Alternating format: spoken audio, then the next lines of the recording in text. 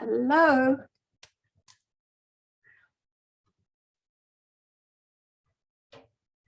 Hi, Melissa.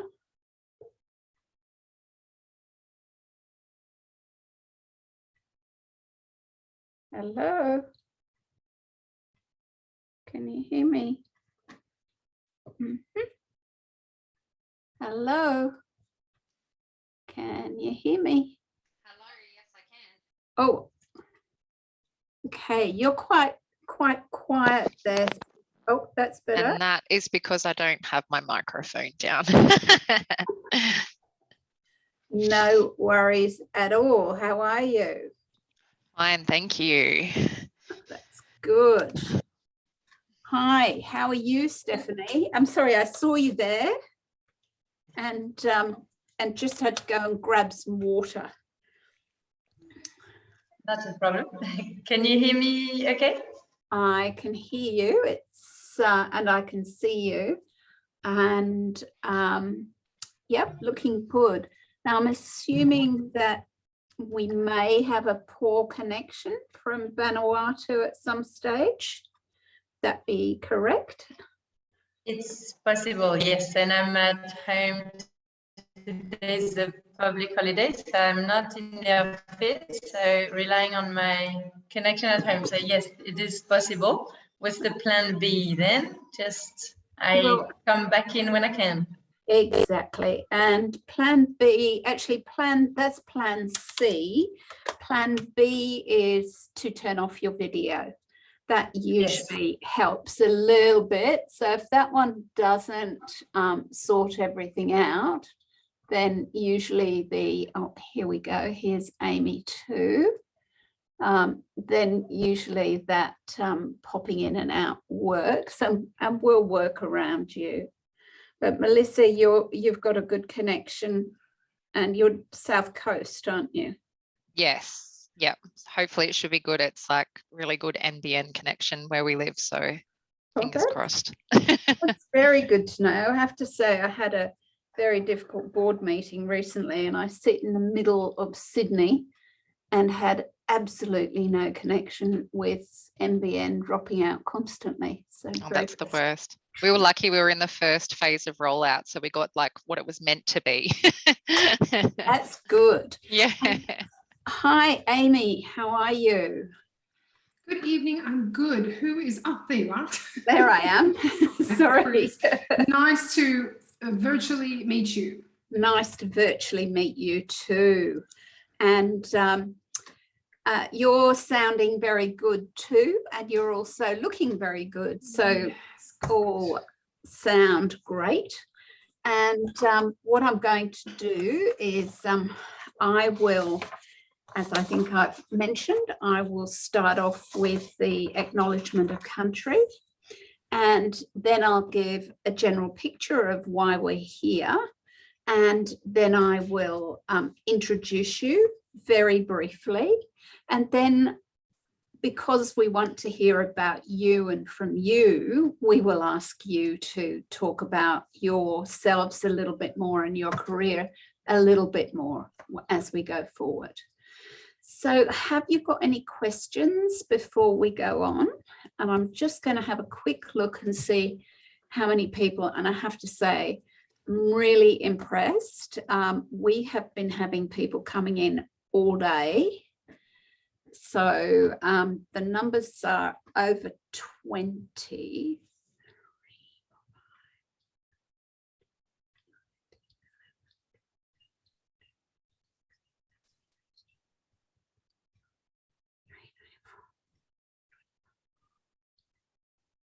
Okay, so at least 27 and possibly more. So and the other thing I just wanted to check with you, I'm recording this. Are you comfortable that I'm recording? What we would normally do with this is we would have it converted from the Zoom version and we'll put it on our website. And then we also put it on our YouTube channel. And just so that people who can't get here today can actually catch up on it too. That's fine. Thanks, Chris. I just have a question about the PowerPoint presentation. Can I share my screen just using the button there? Do I have the authorizations? Sure. Okay, there we go. I've just done that. Do you want to just try that just to check it's coming up all right? I will try to show all windows maybe because I can't find. Usually down the bottom at share screen. Yeah, but normally it allows me to share, find my show all windows. Here we go. Yes, I've got too many windows open. That's it. So it should work there. Yeah. It tells me I'm viewing your screen. Yep, there we go. That looks good. Okay. Yeah, and then does that look full or do I need to, I need to do that. That's That looks better. Yeah, that's great. And Melissa and Amy, don't worry, I didn't expect you to have PowerPoints, so don't feel that you did them okay. I did panic slightly there for a moment. I just like sharing a few pictures as I go, but yes, I did. Like it was not expected. I understand. No, that's fine. And yes, so we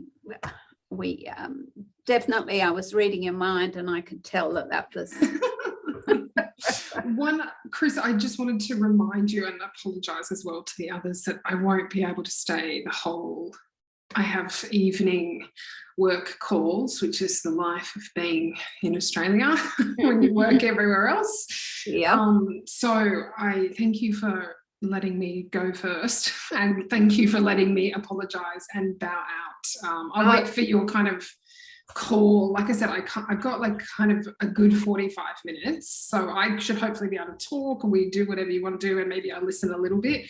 Sure. And then I'll hopefully quietly excuse myself. Yeah. Good stuff. Okay. Now, after the event, I'm going to be asking you all for your address so that I can send you your speaker gift. And I'm going to be sending you a request to send me a quote or two from this area or any area that is inspiring for women. We have a campaign we call Women in Aid Wednesdays, and it basically has a photograph with either your own quote or a quote from someone famous that you admire. And that just goes up because we want to show all of the women who are engaged in the sector. So we'll be asking you to give us one of those. So expect an email from me afterwards. And we have people who are coming in and waiting in the waiting room. So I might start letting them in if everybody's fine, no more questions. I might just change, I'll just move this a little bit so it's not quite so dark. Yeah, that looks a little bit better. And make sure I'm not sitting quite underneath the middle of the. One quick question. Do you want us to turn our videos off when we're not speaking to just maybe help? Normally it's not a problem. Normally Okay. there's enough bandwidth and it's actually nicer to actually see people. So I like to see people. The only thing that I'll remind people is to mute because that can tend to create an issue, but I can also do that from here as well. Great. Okay, I will start admitting people. We've got a few people coming in now. Good evening, how are you all? Welcome. I can see that we've got a few people joining us, and we're just going to take a couple of minutes while we wait for more people to come. We're expecting about 25 people today. Di, how are you? You were sick last week. I'm glad to see that you're able to join us tonight. Yeah, thanks. Thanks, Chris. That's the joys of the online option when you're in ISO. Yeah, exactly. Exactly. Well, hopefully you're not feeling too sick. No, getting there. Thank you. Well, that's very good. So we have our speakers ready to go, and we might just get going just because we have a time limit, and I do know others are joining. I will just have those join in as we go, and the aim is that we'll finish at 7:30. So, okay, wonderful. So I'd like to start by acknowledging the traditional custodians of the land where we work and live, and pay our respects to elders past, present and emerging. I extend that respect to Aboriginal and Torres Strait Islander people here today. Always was, always will be Aboriginal land. And I'm coming to you from the land of the Camaragal people of the Eora Nation. And for those of you who'd like to, feel free to pop into the chat box the land where you're joining us tonight. Can I just ask that when you are not speaking, if you could mute, be very grateful for that. Thank you very much. Delighted to have our speakers here today who are talking to us about our climate change in the aid, development and humanitarian context. We are absolutely in the midst of climate change challenges, as we know, and we know that this is just going to get worse and worse for all of us, but impact those with the least resources the most. So we've gathered together a whole range of people who work in quite disparate areas of the development sector, who are absolutely involved in trying to work out how to mitigate and how to recover from the impacts of climate change alongside the communities that are being impacted by extreme weather events and that impact homes and land. So I'm going to start by welcoming our speakers very briefly and then inviting Amy to start off. So Amy Reggers has been working in this area for 12 years, has experience in Papua New Guinea, Timor-Leste, Bangladesh, Cambodia and Vietnam. Stephanie Hamill is currently working in and based in Vanuatu, and is an engineer working with Engineers Without Borders. And Melissa Bunkaris is the Climate Justice Strategic Lead for Oxfam Australia, responsible for overseeing the implementation and monitoring of Oxfam's strategy. So, very brief introduction and straight over to Amy, who's going to talk to us first about her work working for UN Women in the Asia Pacific and as the Regional Technical Lead on Gender and Climate Change Projects. Over to you, Amy, and thank you for joining us. Thank you, Chris, and good evening to everyone, wherever you are from.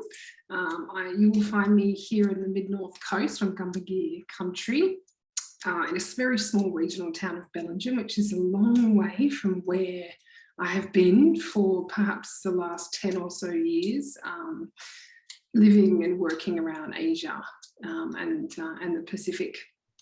Thank you very much for the invitation to to come and speak today, to meet you and to share the floor with some esteemed colleagues.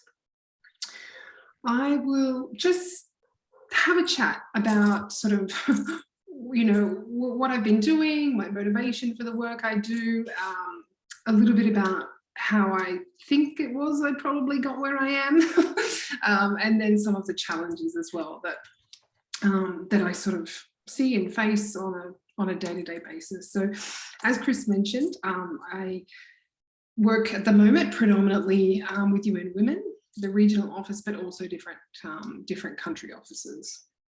But I actually started this interest in sort of environmental action when I started my PhD research, and this was what took me to PNG at the time, looking at sort of the conservation environmental sort of development nexus.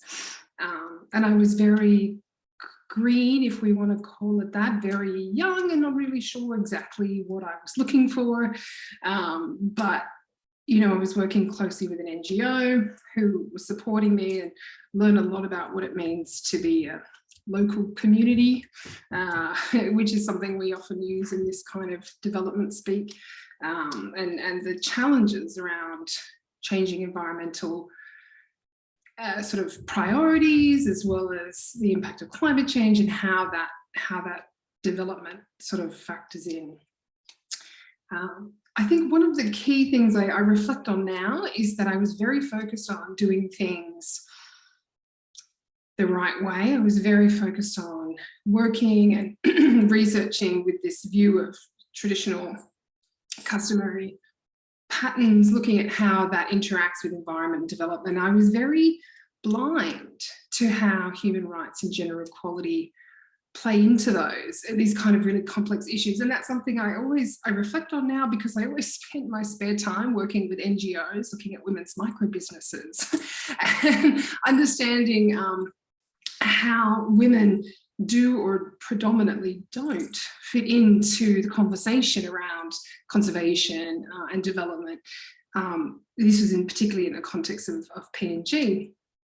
And so it was after I left PNG and I was finishing up my thesis, doing a bit of work, that I decided to jump onto the Australian Volunteers Program, which is a great program, and I know so many people have started careers in the Australian International Development Program, or the AVID program, which I believe has changed names now. And I've met lots of people along the way. But I headed off to Aotearoa on Timor-Leste, the island off Dili, to work with women's groups and women's collectives in a rural development context and support them. And I think that's what really sort of turned a corner for me, where I thought to myself, I need to find a way to bring my kind of environmental development interests together with gender equality, together with how do we promote women's voice in development and particularly in environmental action. And so following that, I found myself in Dhaka in Bangladesh, working, I managed to get a position working with UN Women Consulting. And I think this is where the climate angle really started to come home to me, because I spent a lot of time working with local partners, doing a lot of research and supporting the Livelihoods project that they did, really in the coalface, as you would say, where climate affected communities are struggling with livelihoods, are struggling with water salination, are struggling with, access to resources, access to credit. So many of these sort of inequalities and injustices, perhaps really, and as the narrative says, haven't contributed much to climate change, but indeed are the ones who were the first to deal with it. And it was a very eye-opening experience, very, very enjoyable. I was there for 2 and a bit years, and I learned a lot.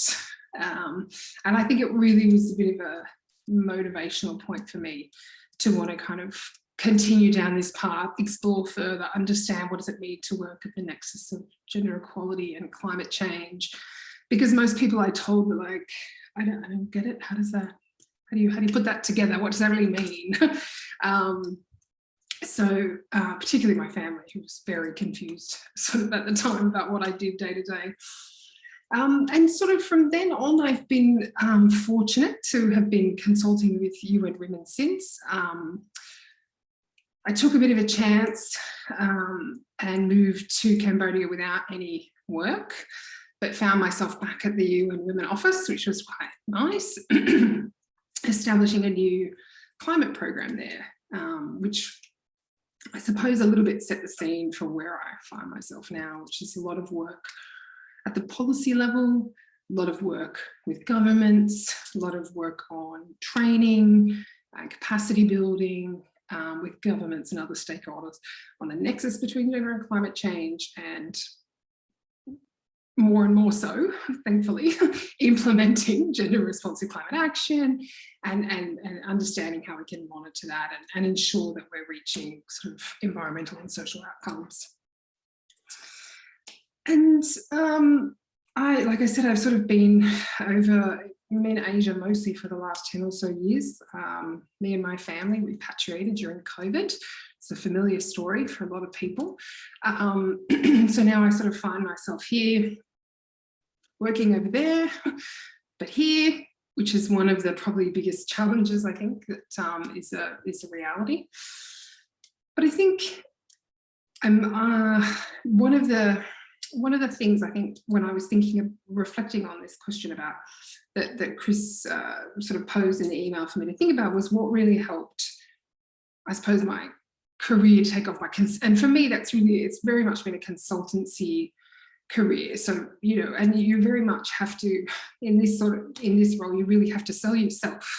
You know, you have to educate yourself, you have to be able to speak in a room, you have to be confident on what you need to say. And I think a couple of things that I really have probably maybe led to where I am is taking calculated risks. So diving into situations where probably feel a little bit uncomfortable and a little bit out of your depth, but trying to really, you know, back yourself up, have the evidence, go into these rooms, whether that be discussions with government on particular topics, or whether that be political, somewhat conversations with other UN agencies, for example, on new programming or policy support and advice, trying to really step out of your comfort zone and try new things. And I think perhaps, you know, in some ways as well, behind that has also really been knowing where your capacity is, but then recognizing, you know, this is the part of it I know. I'm happy to take on this work, for example, but this is what I need to learn. This is what I need to hear more from, speak to stakeholders about, build evidence around. I think the other thing that I've probably done a little bit of, and perhaps maybe some of the other speakers or other people in the room will relate to this, is taking on some boring things, saying yes to perhaps something that's not that exciting, because you want to build a new relationship with a new client, because you want to learn about a new country or a new area, and you think, okay, I could rewrite this report that's not perhaps very good, and maybe nobody will read it, but yeah, I can do that. Really with that goal of thinking about new clients, new areas, new regions, expanding your sort of business base, I suppose. And then, as cliche as it will sound, I think really networking. I think I have got every job ever from networking. And that's even, you know, to the point now where, like, I'm currently working, so all of my work truly has been with the Asia Pacific, but I have currently a contract with UN Women Egypt to support them in the lead up to the climate conference. So, and they know that I don't have experience with desertification or, you know, key climate issues that they face in Egypt, but someone mentioned, oh, she knows some things on this topic and she can handle herself in a political situation where we've got government people who want different things, and she can probably give some good advice. So that's, you know, so I think in some ways really trying, like tonight, you know, trying to prioritize time and invest in networking and people has definitely a huge part to play, at least in sort of where I found myself. And then there was a couple of things I was thinking about. You mentioned, Chris, about thinking about some of the challenges, maybe not to dwell on them, but probably just as a reality. Working as a consultant, for example, there's a great saying, it's either feast or famine. So you either have more work than you know what to do with, and you start saying no a lot, which is not great either, or you don't have any work, which is also not great for, you know, your own financial planning and management, and being able to live. So this is something that I've always had in the back of my mind, and it's been something that has forced me to be incredibly good at time management and organisation of my own time and what I need to be doing. You know, I know exactly how long it takes me to read a concept note, to, you know, provide feedback on, to do a policy analysis, to, you know, conduct meetings, sort of have a sense of how long different meetings take depending on which country I'm working in, and factoring all that in so that I can really make sure that I can say yes when I want to say yes to people. And I'm fortunate at the moment, perhaps given the climate emergency and everything that's going on, to fortunately be in the feisty part of my career where there's a lot of work, which is nice. And then the other thing I was thinking about, which I think this is sort of like, you know, I have no sort of suggestions or solutions on this one, but I think it's something that we certainly face as women in the industry, is this family and career sort of situation where, you know, I was offered a temporary assignment in Myanmar pre the current political crisis. But at the time, I think it was a 5 to 6 month assignment. I was living in Cambodia at the time with a child who was under 1. And they wanted someone to go to, you know, far-flung places where, let alone internet, there'd be very few you know, chances to kind of come back and check in with family and all those kind of things. And I think that I turned it down. I decided to turn it down, even though I knew it would have definitely been a bit of a stepping off point for bigger, perhaps bigger and better things. But I think this kind of contest that we have between how do we prioritise maybe the work we want to do, particularly in the context maybe of humanitarian, and have a family and have life priorities, you know, it's a balancing act. I don't regret it now. I do think about it sometimes and I wonder what perhaps may have happened. But then I also channel that energy into doing other things, and really trying to build my own kind of knowledge base and network kind of after that. So anyway, it's something to think about. It's something I think about. I'm sure many others do as well. How about I stop there? Does that sound good, Chris? Let me stop there and see. I can see some things on the chat, and I'm sorry, I can't type and talk at the same time. That's okay. Thank you very much. Appreciate that, Amy. That's really interesting. Most of the things in the chat are acknowledging the Aboriginal land that our attendees are sitting on at the moment. That's really interesting. And I think one of the things that comes up on a regular basis at these meetings is consulting and how to get into consulting. What was the point for you when you thought it's now's the right time to consult? I think there wasn't an active decision. I think in this regard, it wasn't far away from that time when I was looking at a potential position in Myanmar, even though it was a temporary one. I think it was the result of, well, if I don't take that, what am I going to do? How am I going to start to sort of sustain this expertise area that I want to work in, and this, you know, this life? I'm fortunate that fortunate one, depends how you look at it. I am partnered, which means that I am not paying my bills alone, among other things. So I had the benefit of making that choice of saying, okay, well, let's give this a go.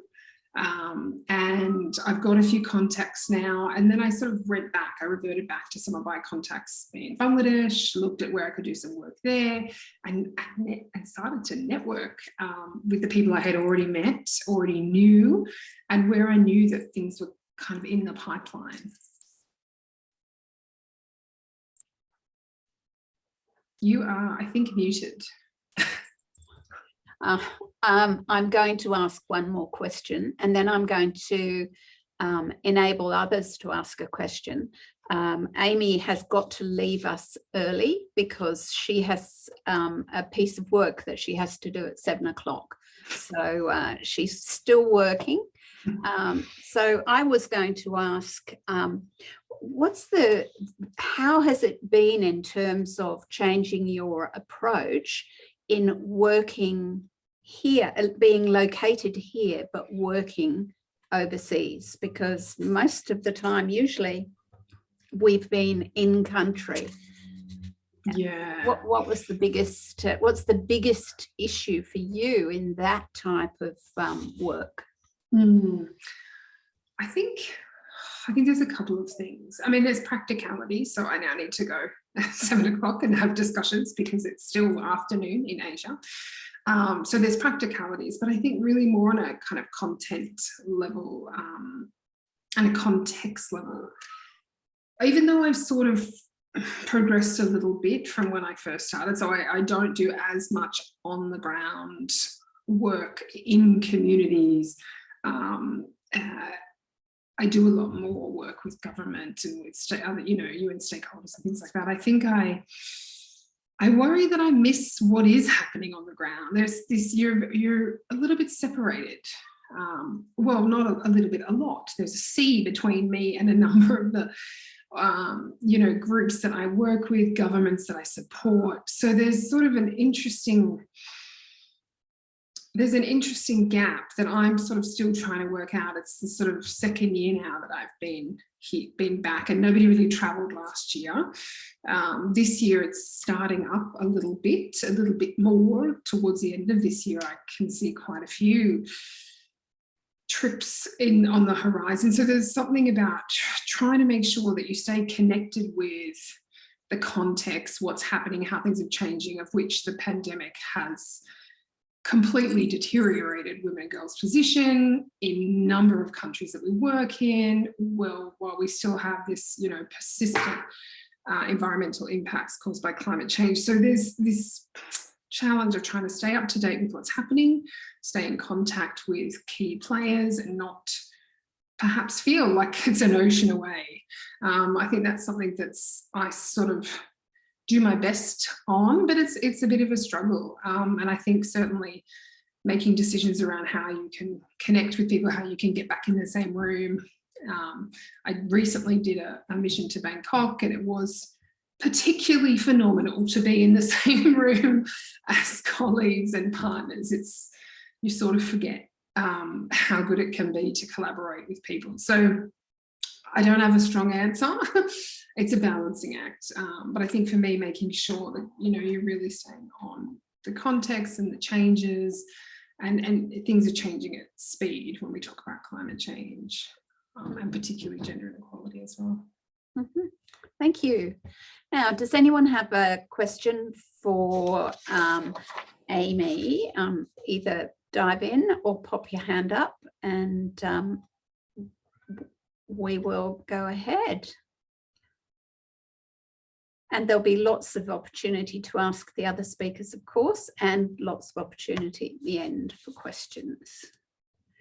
The other thing you can do is pop it in the chat box, and I'm happy to ask it of Amy if you'd like to do that. So we have one from Tracy.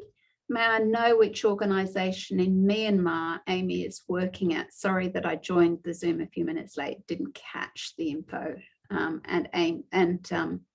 Tracy is from Burnet Institute. Okay, then the first sentence that went before that was, I didn't take a job.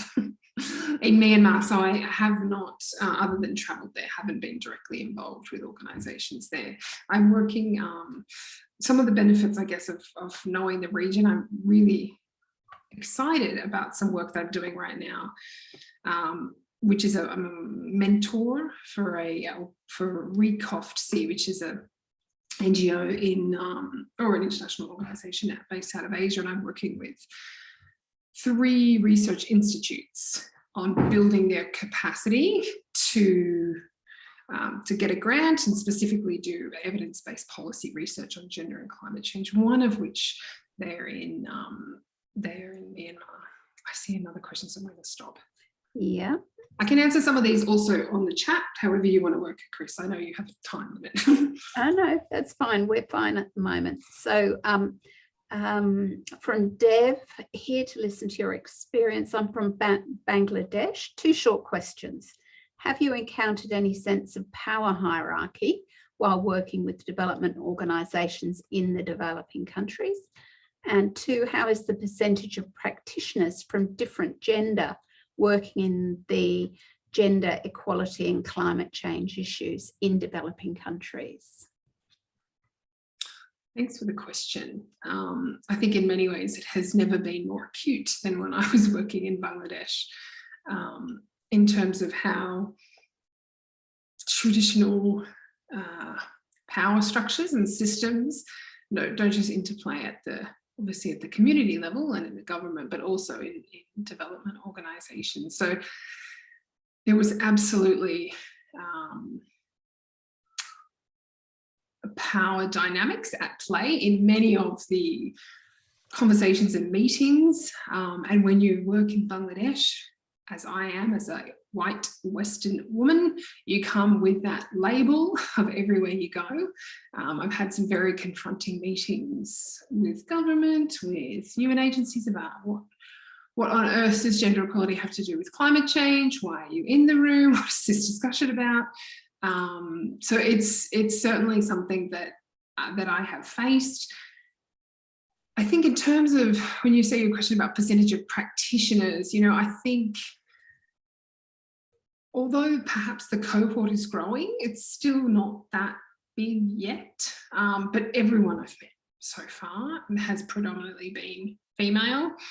Some of the researchers I work with now in this particular mentoring program and a few other things are male, but it has generally been women who I've worked for and with, and it's often a female in the government that gets appointed as the gender focal point because they're a female, perhaps for no other reason. So these are some of the things that you just have to sort of learn to deal with, I guess. Okay, hopefully that's covered your question, Dev. Sam would like to know, what are some of the examples of projects you've worked on that demonstrate the nexus between environment and gender? So I can give you some recent examples. There's some work where I'm doing with UN Women and the UN Environment Programme, and it's got a number of different facets, but one in particular is looking at, when we look at solar, a bit of wind, a few different renewable energy options. So looking at how to support women-led businesses through adopting renewable energy. We also do a lot of work in a number of different countries in the region, which look at how to make climate policy, agricultural policy, energy policy, water policy more gender responsive. So how the policies in which government are putting into place equally reaching and benefiting women and men, diverse women, people from vulnerable groups, marginalised communities, etc. And I guess I could go on forever. I've listed all sorts of different types of projects, but generally where I'm brought in is to come in and have a look at a climate project and unpack what are the gender dimensions of this project, what are the potential gender issues, and how is this project going to be benefiting not just women, men, and people of diverse genders, but also how can this project also aim to reach gender equality goals of the country? And is most of your gender work focused on women's rights, or do you cover LGBTQ policy as well, which I think you've just referred to a little? Yeah, it's I guess it often depends on the country in which you're working in as to how perhaps progressive some of them are on dealing with LGBTQI plus issues or people of diverse genders. It's traditionally, and even this has happened over the course of my career, moving the narrative from women as vulnerable, women as in need of protection, to women as equal citizens, women as agents of change. You know, it has been very dominated by that discourse. But I think increasingly, particularly in the Asia region, while more and more countries have recognised LGBTQI plus rights and people with diverse genders, it's becoming more of a topic that we can discuss. It's very context specific though. So in some countries, it's not something you'd be bringing up when you're talking about the country's NDC or nationally determined contribution, that you want to make sure there's reference to, you know, these sorts of things. But in other countries, it's much more accepted. Okay, thank you very much. I think we might now move on to our second speaker. Thank you very much for that. That's really interesting. And I know you'll stay for as long as you can, but feel free to leave when you need to go. And I just want to say again, a huge thank you for making the time. It's really interesting to hear what you've been talking about. And there will be a small gift on its way to say thank you so much for your time today. Thanks, Chris. That's very kind. Okay, so I might move on to Stephanie, who's based in Vanuatu and is currently blessed with good connections. So it's always good to catch someone who's overseas when the rays are very strong. So Stephanie, environmental engineer, working for 15 years in NGOs and consulting firms and in local council in Australia, Timor-Leste, Uganda and the Solomon Islands. So huge amount of experience in this area, and has been in Vanuatu for the last 3.5 years with Engineers Without Borders, working to build a DFAT funded technology development program in collaboration with communities, government departments and local organisations to develop a climate resistant and inclusive technologies. So, and also facilitating a New Zealand Ministry of Foreign Affairs and Trade funded program to strengthen Vanuatu engineering sector and inspire students to take on engineering careers. So over to you, Stephanie. Thank you also for coming to join us today. Thank you very much, Chris, and good evening, everyone. I'm going to share a PowerPoint presentation, which I hope is mainly there to rest your eyes on some images that I have from the field. If you don't mind, and let me know if you cannot see anything. Is that okay, Chris? Perfect, thank you. Before I talk about the EWB program, Engineers Without Borders program, I wanted to share this slide and a few reflections on my journey. So I graduated as a water and environmental engineering, knowing pretty quickly when I was young, thinking about a career, not that I knew what an engineer was, so that was not really the career itself, but more the water and environmental part of it. I knew I wanted to do something in relation to the environment. I was lucky enough to grow up in Tahiti and in places like Reunion Island also, and the proximity of lagoon and pristine forests in these islands made me very sensitive to also the issue of pollution affecting these islands, knowing that everything ends up very quickly to these lagoons. So that was the starting point. I then, after my last year of engineering, I could choose a specialization, and I chose water management in developing countries.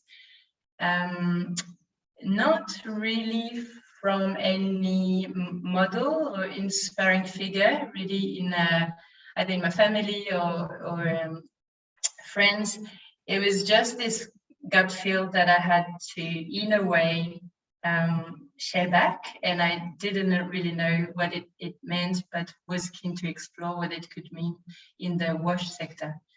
So I embarked on my first volunteering project in Uganda, and that led me to really discover what a grassroots WASH program could look like, with some of the strength, but also vulnerability if local leadership of the project disappeared. The situation was that the director of the community-based organization that I joined, unfortunately, passed away in a car accident, and that was the vision of the WASH program that I came there for left with him, with a little documentation and partners that he had time to grow to support his vision.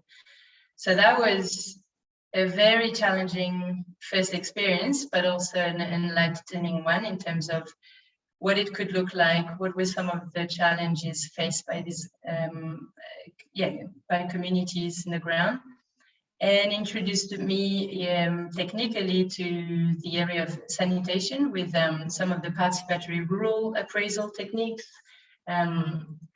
called FAST for the sanitation engineers in the room. The next step was to answer a job ad from a French NGO, Triangle Génération Humanitaire, and I left to East Timor, which I did have to look on a map before leaving. It was pretty remote again from any exposure that I had to learn a lot. And the first job was to assist the delivery of WASH support services to disaster response or recovery situation just after the 2007 civil unrest in the country, with about 100,000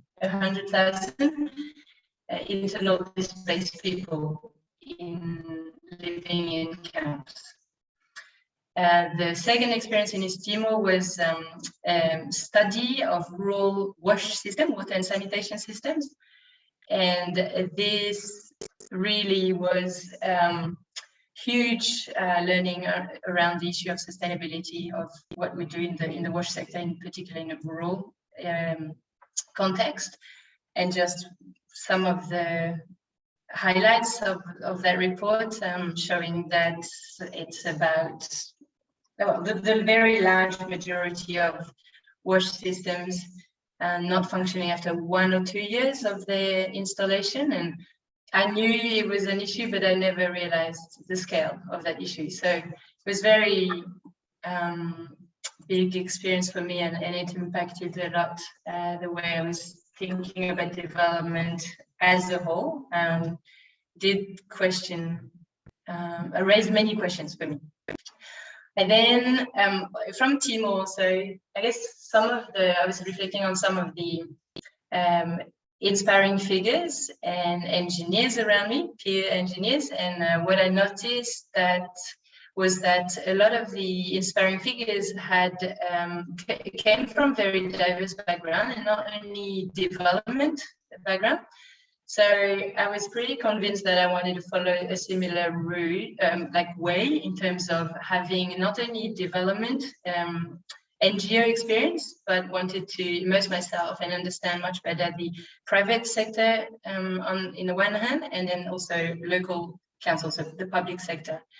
And I thought the answer to what I was trying to get involved into as a career was by understanding all these three different contexts and way of doing.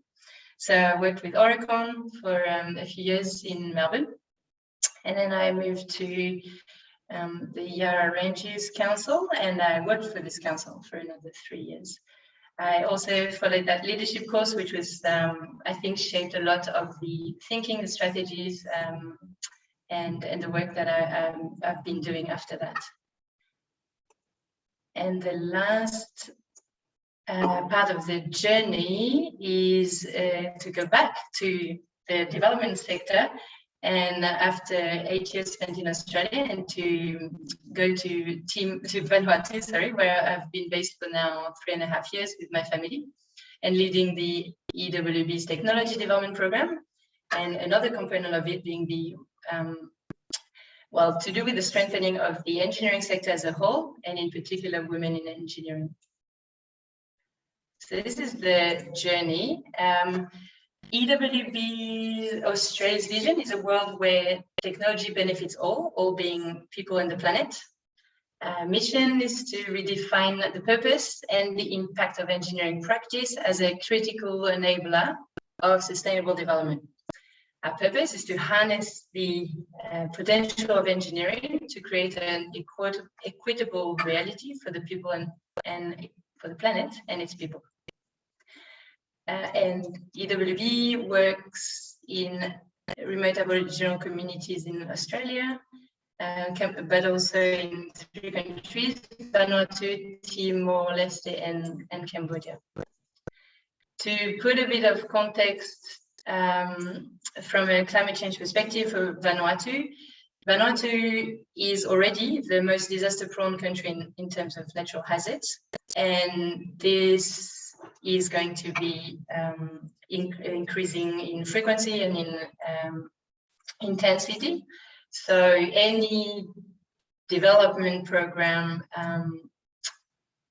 needs to have a really strong focus on how to rebuild, but basically be ready for disruption and then build back on that. So that was I think a different state of mind to my previous experience in Timor, but yes, so that was like very, very strong at the forefront of when we were designing initially the Vanuatu program. And the second aspect, in terms of precipitation, the wet season with climate change is expected to have more rain, 1% increase in precipitation. So infrastructure damage, increased prevalence of waterborne disease. I'm not going to go to the detail of that very technical. So let's say technology development approach, which for those who are familiar with human-centered design, is an adaptation of it, adding the environmental as well as that part on the right there, the implementation to scale. So it's not only about getting to the point where we come up with an appropriate and inclusive solution being climate resilient, aligned with the government's priorities, aligned with our resources. This is what's happening on the left side. And then working with communities to develop the pre-design, concept design, detail design, and do a series of adding details, prototyping, testing, and then piloting, but implementing to scale. And this is very much integrated into our methodology. From a climate perspective, climate analysis is done in the first steps to understand what environmental policies we have to, and environmental data or climate data we have to work with to define our sustainability criteria, and then at the end of it, do the project review. Now are the photos. Sorry, I did lie. There was a few stuff before the photos. A few photos to show what's happening in the ground. Here's the Arakwal Bridge community, a peri-urban area around Port Vila, where we have been developing a sanitation in challenging environment project.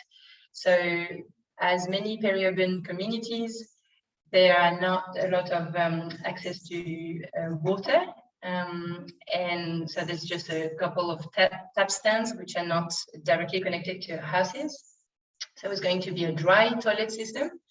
And the context is that the groundwater is extremely high below ground. And any dry pit, traditional system would contaminate the groundwater. The other aspect is that flooding prone area. So in addition to that high groundwater, this was the other design parameter that we had to deal with. As per that consultation phase in the middle to develop the design, we have now some partnerships with the VSPD, so Vanuatu Society for People with Disability, here testing one of the prototype, large scale, but using the space, playing with the spacing and making comments about what we were proposing as a concept on the left there with the toilet risers that could be tested. And then so collect the feedback from people with disabilities, and then on the right here from women, because the toilet that we are discussing is a compost system, but not only a compost system, but also with urine diversion. So not the typical toilet system that, well, you would have anywhere really in the world, but in Vanuatu in particular. And the reason for that is that it does respond to all these contextual challenges that the community faces. So the ramp there for the accessibility side of things, the urine diversion is there to avoid all the smells, and then so the right-hand side of the toilet is used for the time that the chamber is not full. When it becomes full, then we block everything on the right-hand side and then move to the left-hand side. So typical of a compost toilet system. So that's the sort of system which has been developed over the last 2 years and discussed with community. The second one that I wanted to show is a non-electric washing machine. Here, a prototype that anyone can find in the shops in Australia and New Zealand, but that we brought to Vanuatu to do some testing and get again some comment and feedback from communities. And then on the right, the prototype that our team came up with and finished, quasi-finished as of last week.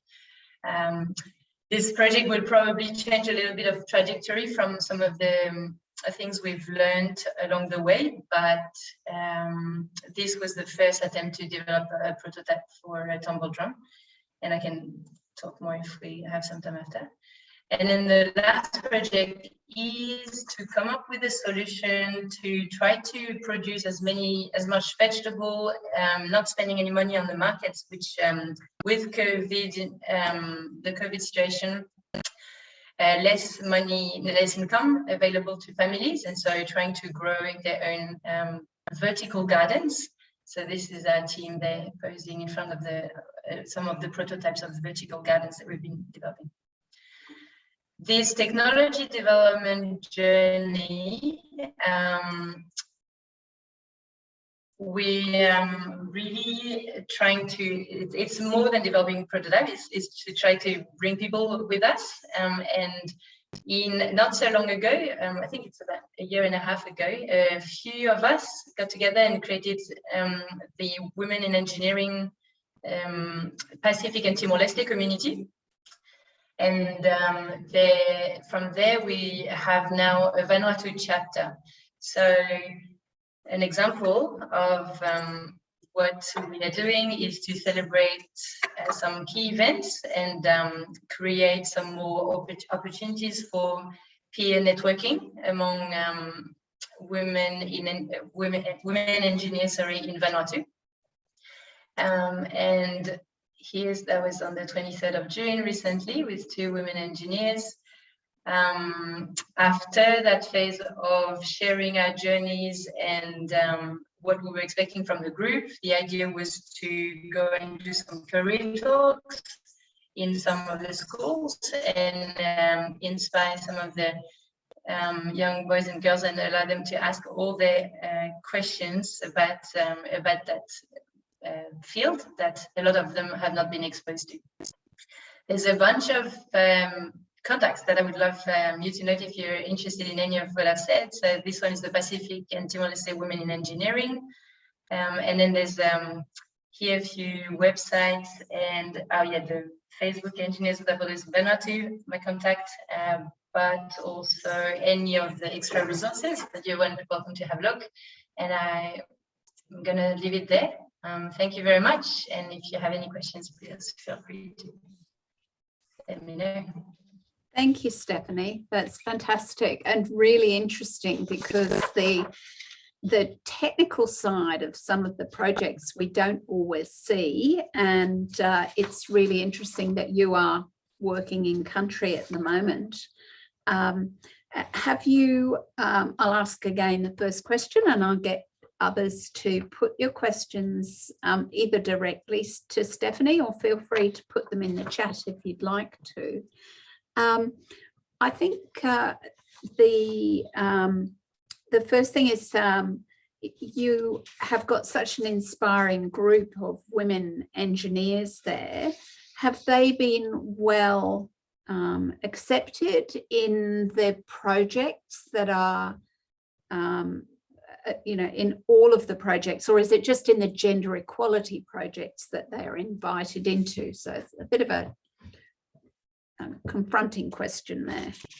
Are they seen to be engineers across every area? Yeah, maybe I didn't. It was not really clear. These women are interested to join a community of women engineers. They are not all working with me on this technology development project.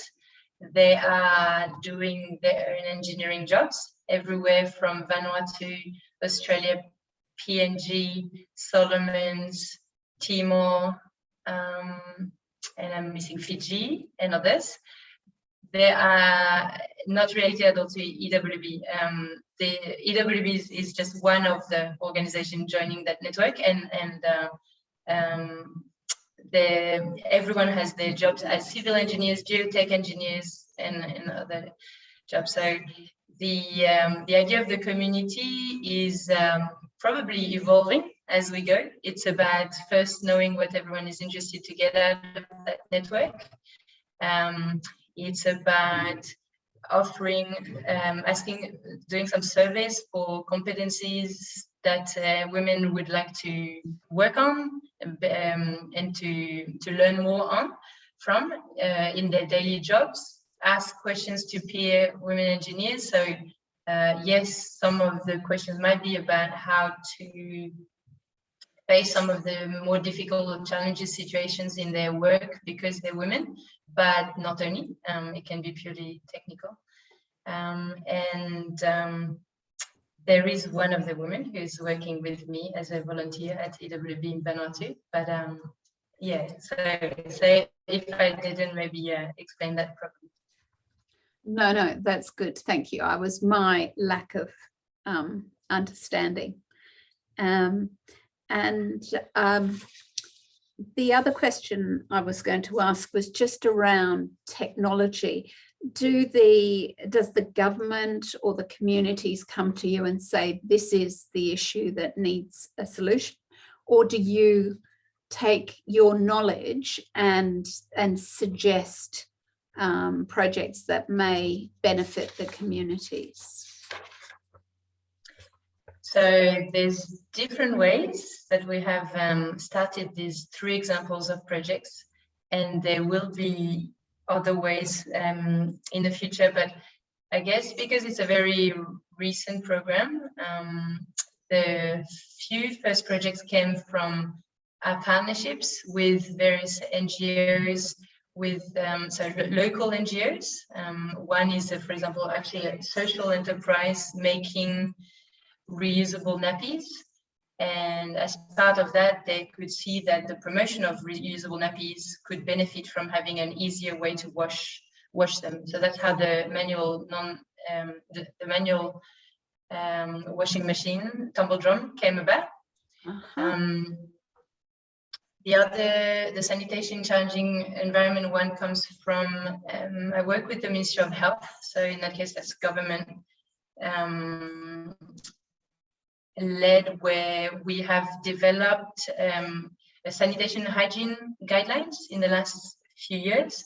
And a missing part was for when technologies, like standard technologies, cannot work, such as a dry pit latrine. And in that particular scenario where there's high groundwater or flooding environment, the guideline was not sufficient. So then adding some technologies working in these other areas is what this project is about. But more and more, we are now establishing ourselves and having direct contact with communities. And this is where probably our focus is going to be. So that's where the vertical garden came about.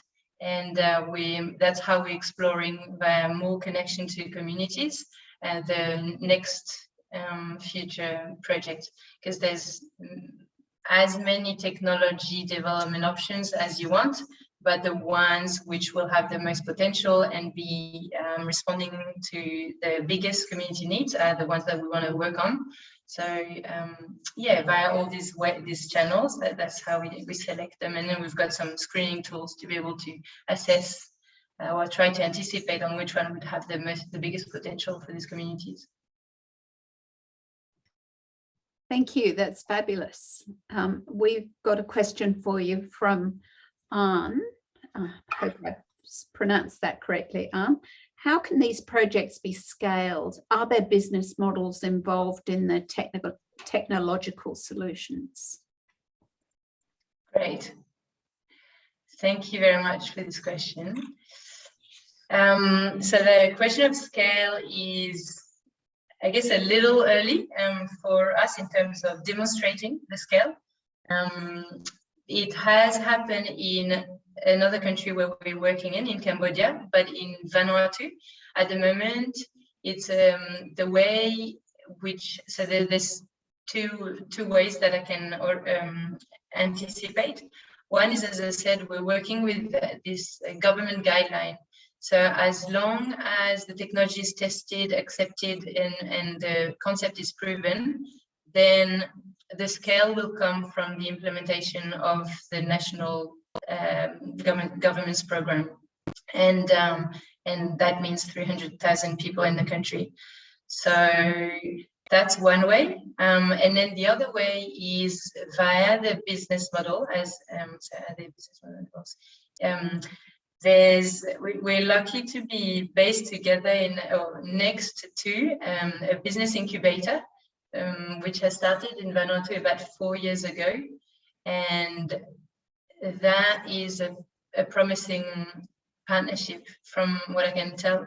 A lot of the initiatives coming from entrepreneurs would first, the entrepreneurs would first knock at the door at this business incubator, and then if there's a technology development component of it, then we would help with growing, developing that technology. And so the combination of these entrepreneurs coming with this idea and then our methodology, I believe, will lead to some interesting journeys where the technology is going to be completely out of our hands and depend on these local entrepreneurs who have seen the needs and assess the market and be able to come up with a strong business plan to then scale up the technology. So this is really our hope, is that EWB is not going to sell any of these technologies. The whole idea is to identify either here a government department or a business entrepreneur, and then the future is out of our hand in a way, and that's for the best, because to have the biggest impact in the country. That's two of the examples that I can think of. Thank you. That's really interesting. Okay, some more questions for Stephanie.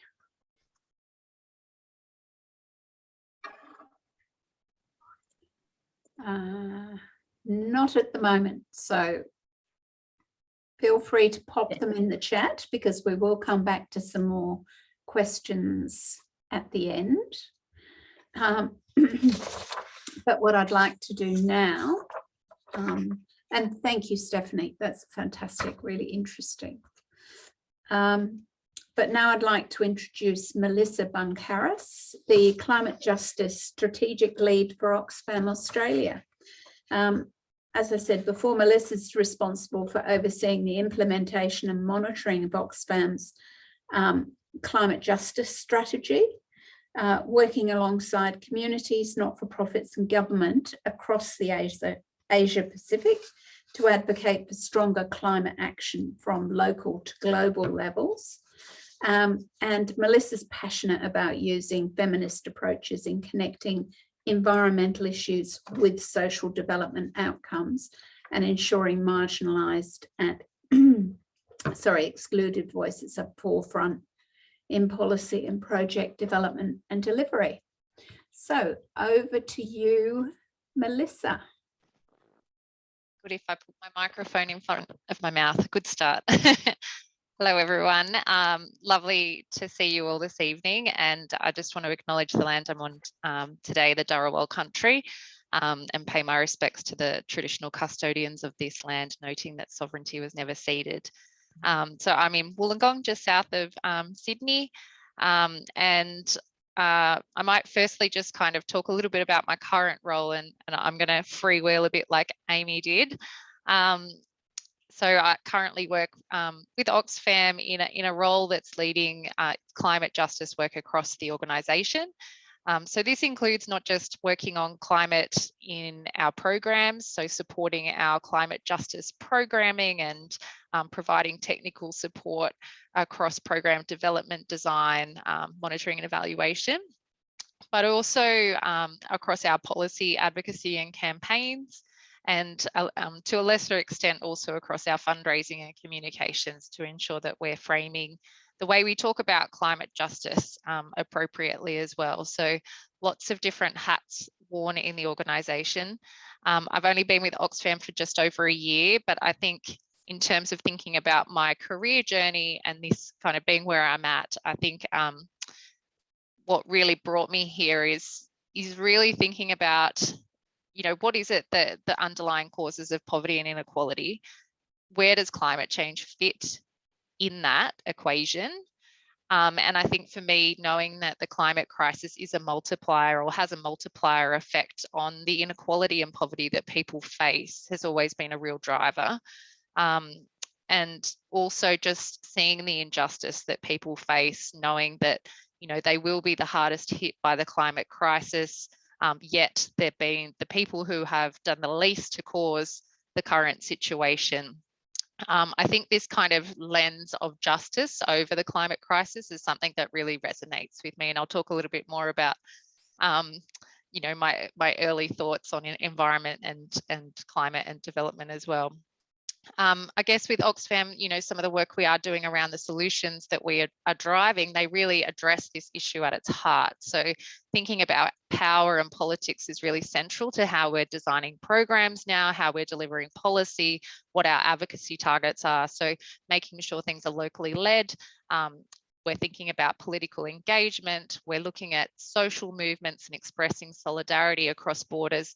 And this is really resonated for me in my career in terms of what kind of impact we can make around addressing climate change in the development space. So I just wanted to start with that as a bit of an intro, because I'll kind of talk a little bit about my journey and how I think in my career I've tried to look at this issue from lots of different perspectives, and that all has added together to help me really think about where do I deliver impact as an individual and as a person working in the aid and development sector, and you know, recognizing the privilege I bring as a white woman in this space. You know, what is it that I can really do to deliver impact to people who are living in poverty, who face inequalities for a various number of reasons. So my motivations for going into this space actually started quite young, and my parents always joke about the time that I was about 7 and I started a koala club because I wanted to save the koalas, and I had my own little little things to hand out with a picture of a koala, and I'd recruited some friends from school, and they all came over and we all had a koala club, and I was going to raise all this money, and we went around the neighborhood trying to collect funds to save the koalas. So it's come from a very young age, but I think it's also there's a really strong interest in the environment that's come from a very young age, and that protection of this wonderful planet that we live on.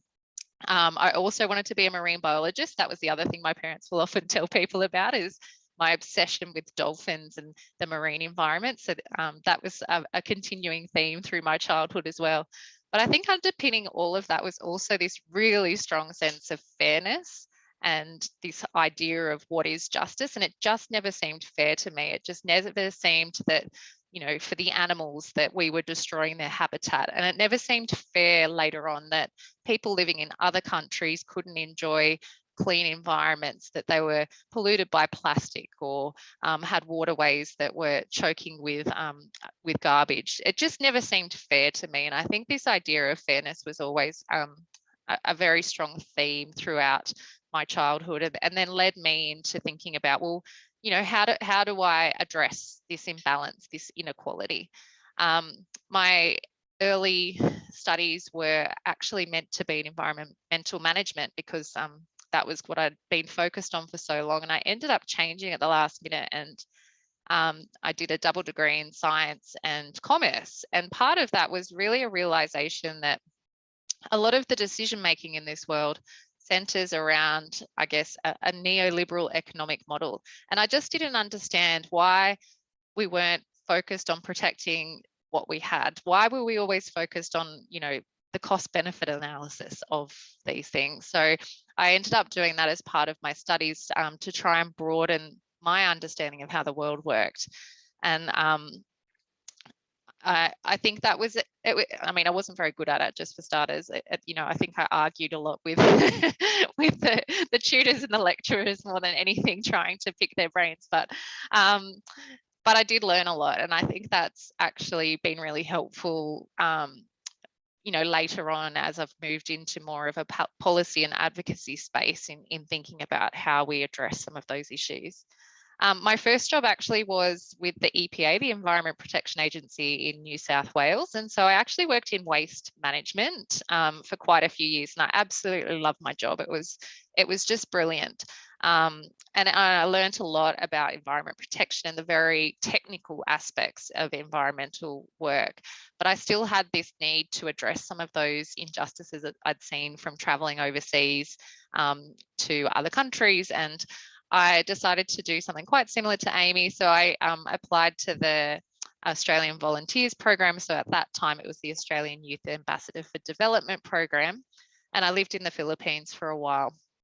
And I think being in a community, I was in quite a rural, remote community in the Visayas region of the Philippines. They recently got hit by quite a large typhoon at the end of last year. And the community I was with, I worked with the local government there. They were about 5 hours from the nearest supermarkets and airport and things like that. So very embedded with the community. And I think when I turned up, they thought I'd come with a quick fix. So they thought I'd turn up and I'd be able to help them buy a new dump truck, and that would solve all of their waste problems. And I didn't really know what I was doing, what to expect. I mean, I came in with some technical skills around waste management, but it's completely different context. It's nothing like what I was dealing with in Australia. So I really kind of took the time to research and talk to the community as much as possible.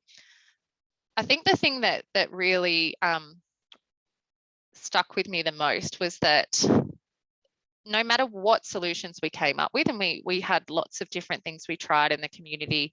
We set up little waste transfer stations so people could get their rubbish from their house to the dump truck, because a lot of people weren't able to access the dump truck. And then we set up a composting facility and we got people to segregate waste, all the things that we do here in Australia now. But it didn't matter how many of those things we did. The biggest problem was that in the Philippines, everything came in a single serve sachet. And so the actual creation of plastic was out of control. And people were using so much plastic, and there was nowhere for that plastic to go. So a really common practice there was to burn it. So there was this really toxic kind of air pollution everywhere. And it just, I mean, after that time living over there, I just realized that so many of the issues people are facing in these communities are driven by poor decision making at higher levels, and also driven by a culture that we as a Western kind of white, you know, part of the world have almost told them is better. And so the idea that having something that's wrapped in plastic is better than something that's wrapped in a banana leaf, it's just created these problems in themselves. So I think there was a really good period of reflection on what my role is in this space. What are the things I can do to really help people? And how do I check my own kind of impact and privilege in that space at the same time? So I ended up coming back to Australia and did my master's, because I don't know if others have felt this, but it felt like if you wanted to get anywhere in development, you needed a master's degree under your belt to actually get a look in at any of the jobs that were advertised. And then shortly after that, I agree with Amy's point on networking. I actually have got a lot of my jobs in this sector through who I know rather than applying for something cold. So I actually got some work at AusAid, Australia's aid agency at the time,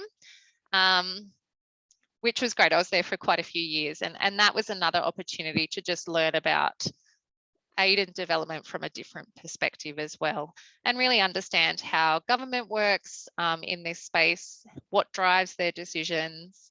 And I think that's really served me well later on, as I've been able to kind of dig into some of the nooks and crannies of government policy making, and actually make some points in our advocacy work that others may not know what button to press, I think is the thing there.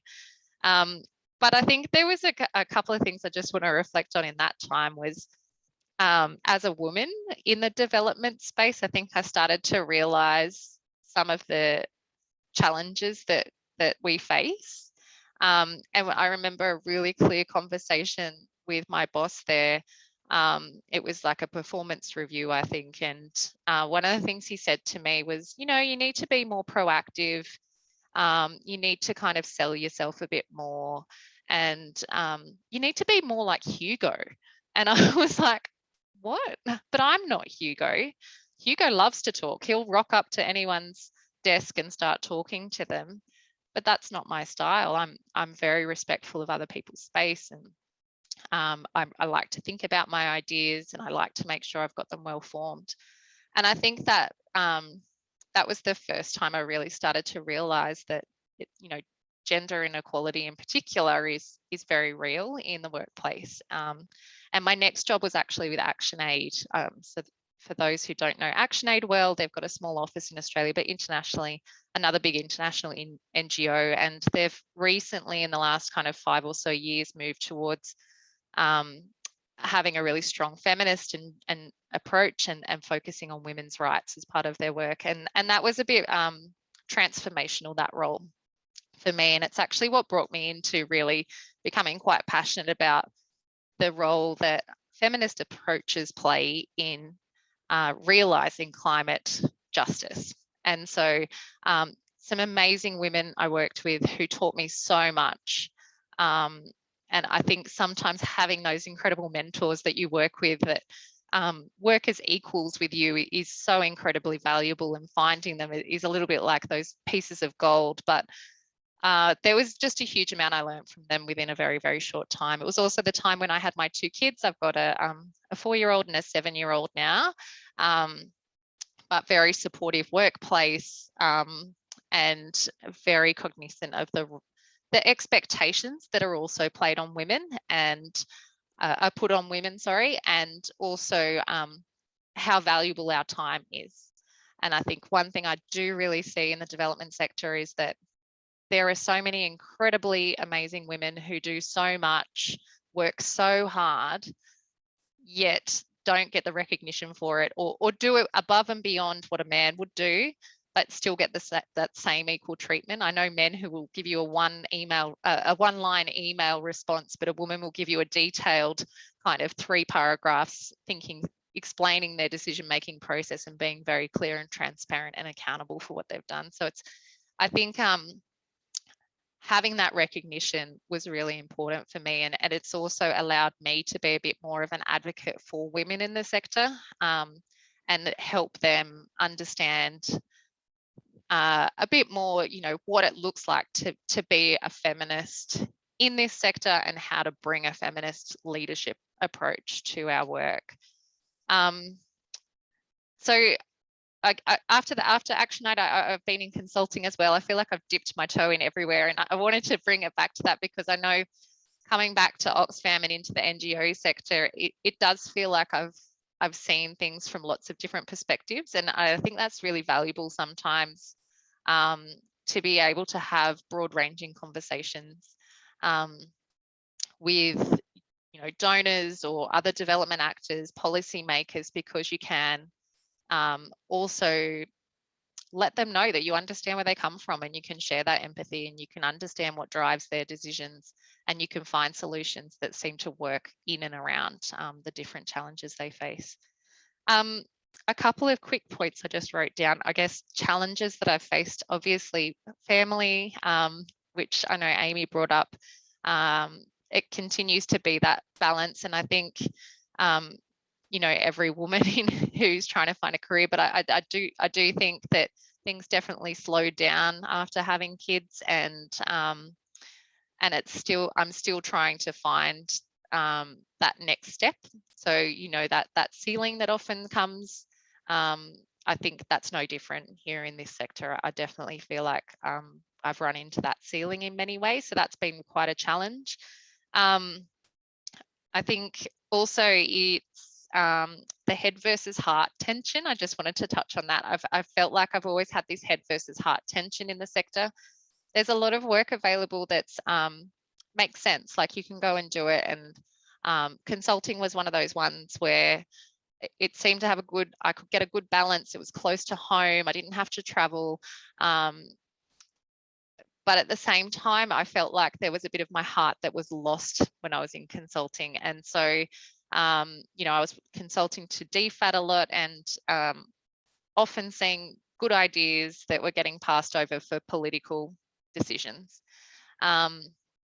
And I think the heart part is really important in this work, and seeing that impact and feeling like you're doing something good to help others is a real driver for me. And I think when I've come back to that, that's always given me so much more fulfillment than the dollars or the I guess I don't know, or the other things. So it's always that trade-off that has to happen in that space. And I guess just back on climate, if anyone's interested in that space, and in particular, I think one of the other things that I reflect on is it's a really big topic, and it really does touch on pretty much every part of the development and aid space and humanitarian.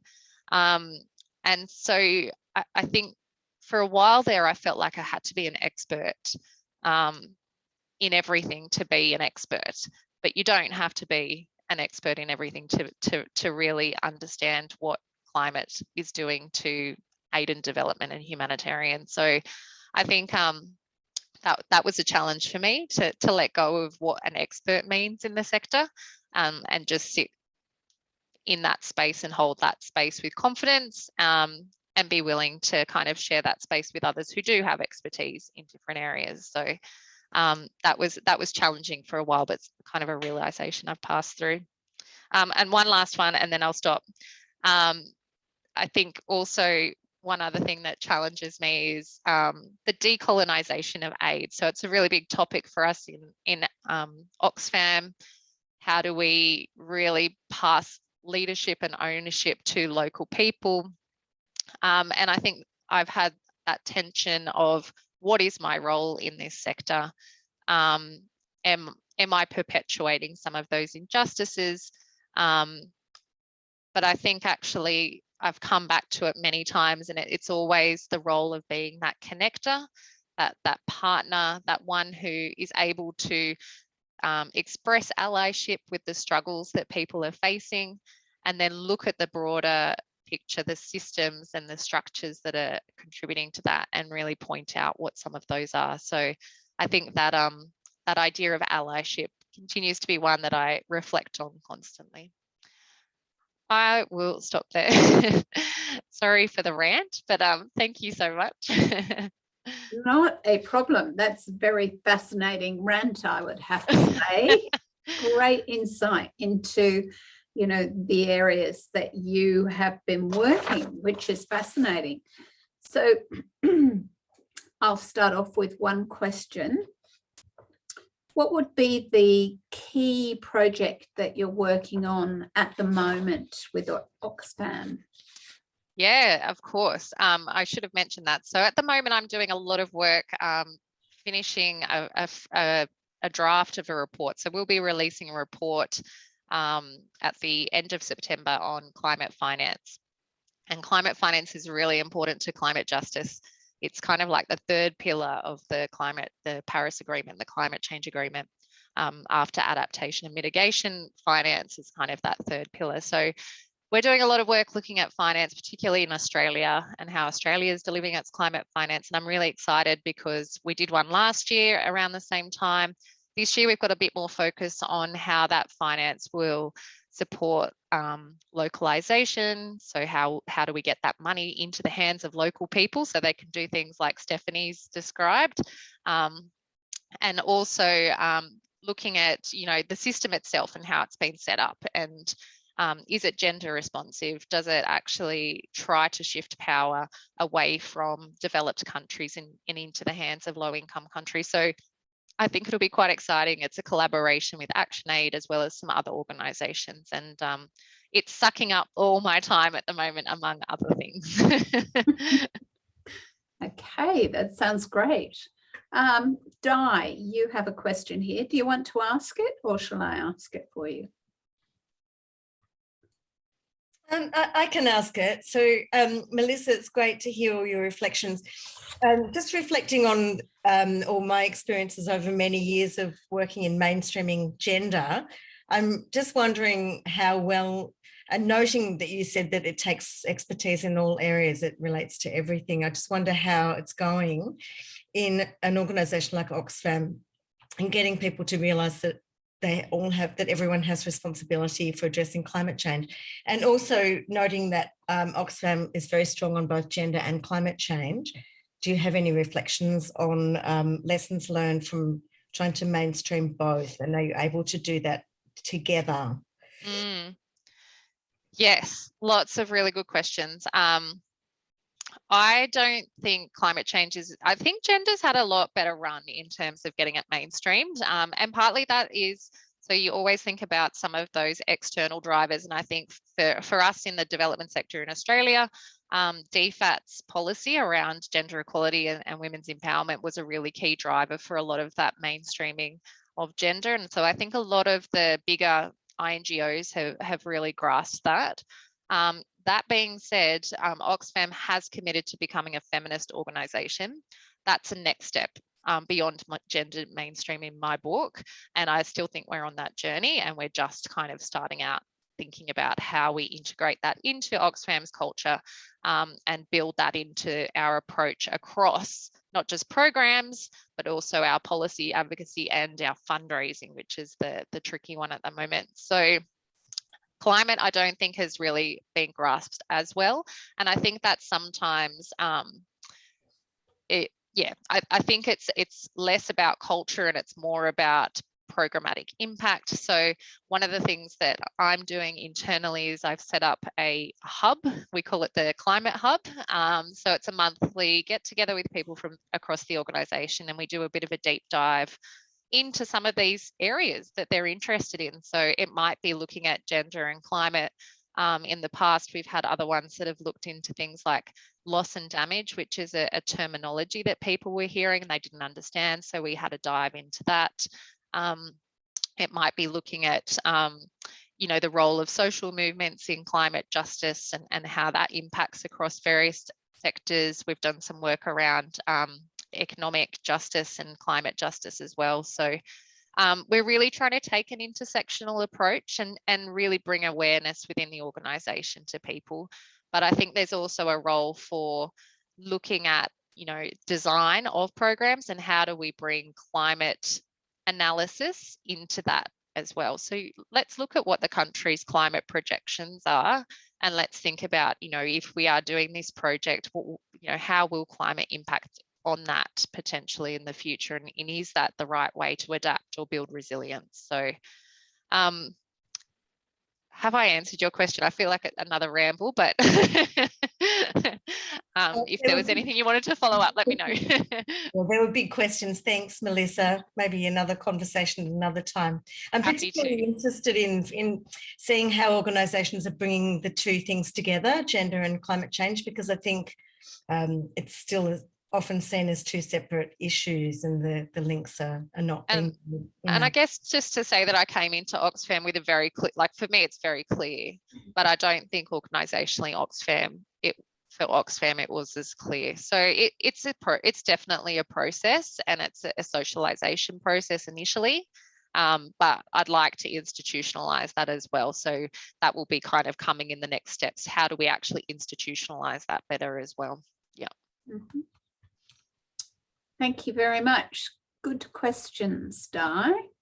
Now, do we have another question? I'm aware of time and that we are going to finish up within 5 minutes, so I don't want to rush anybody.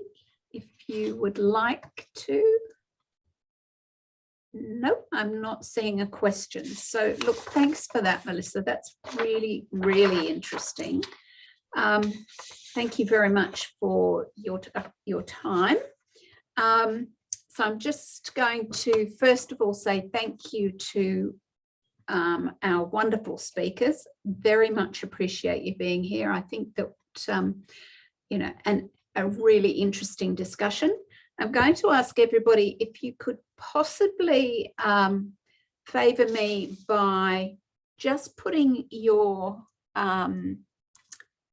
pictures up for a moment. I just want to do one quick photograph that we can use on our website that with everybody there. That would be just fantastic. And I get into terrible trouble if I don't take this photograph. So just pop on for just a moment. That would be great. Everybody's looking gorgeous, I have to say. Thank you. Ready? Smiling. Okay, thank you.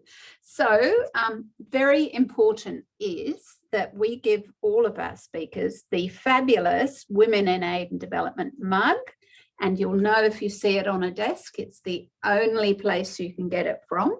So that will be coming out to you, Stephanie, and to you, Melissa. Thank you very much. I love the fact that everybody tonight mentioned networking. That's what we're here for. And I encourage you all to try, if you can, to come along to one of our face-to-face events. Tomorrow, Michelle Emerson there is going to be leading our Sydney event with the CEO of ActionAid. So you're going to have a lovely step across there. Michelle Hegelen will be speaking with, and forgive me, I've completely forgotten, Gabrielle McGill, I think, is also speaking. Lots of technical aspects coming out in the climate change discussions. If you're in Canberra, we're there on Wednesday. If you're in Brisbane, we're there next Tuesday. We definitely try to get out. And one of the great things with the organisation is meet people. And as you've heard, that's where jobs quite often will come from.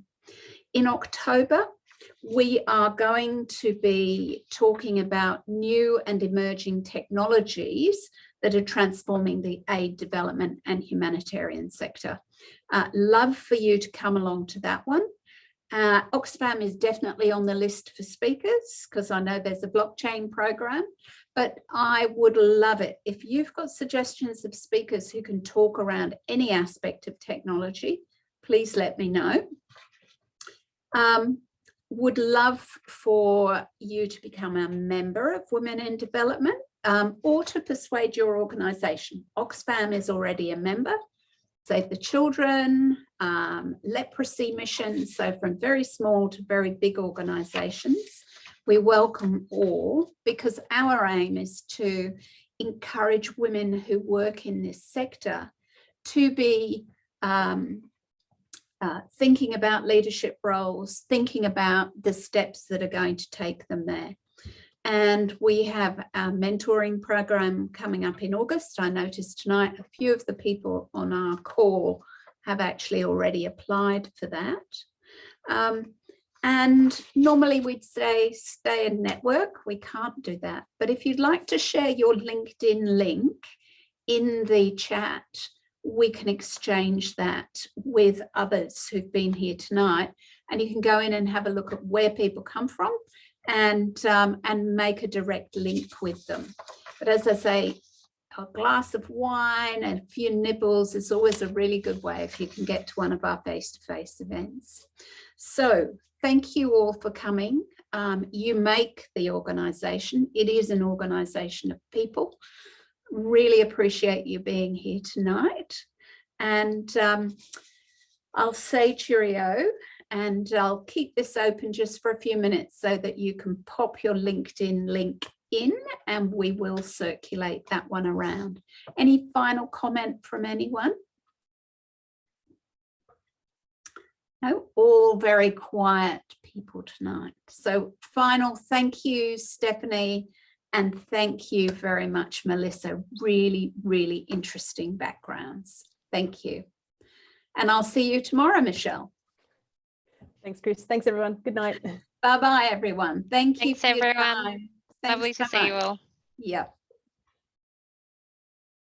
I can see those LinkedIn links are coming in beautifully. Thank you. And thanks for coming along, Di. See you. And good to see you, Tabissa. Hopefully we'll see you in Canberra. Okay. Oh, thank you, Chris. Sorry, I was on mute. No, that's okay. No worries. Yeah. I'll try to be Okay. here face to face. Thank you so much for the great session. No worries. Okay. Take care. You Bye-bye. You Have a too. good night. Bye.